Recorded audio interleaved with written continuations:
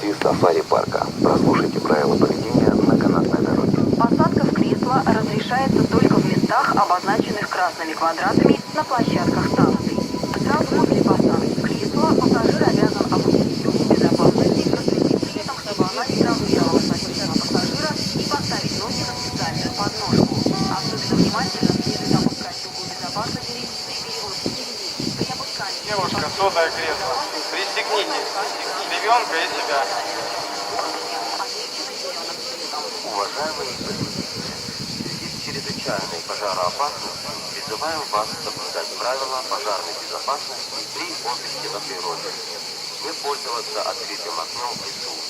Не курить во время поездки на канатной дороге. В случае обнаружения очага пожара или нарушения требований пожарной безопасности немедленно сообщать дежурному МЧС по телефону 010 любого оператора сотовой связи.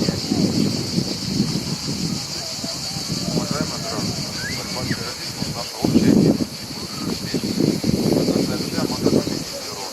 Если вы заметите подозрительные способы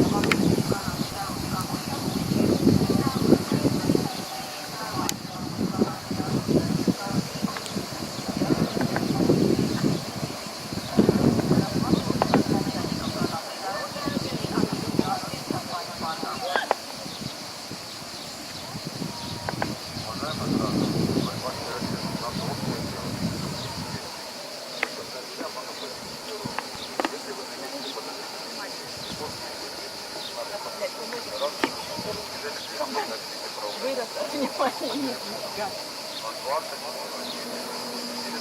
данной оператора мобильной связи.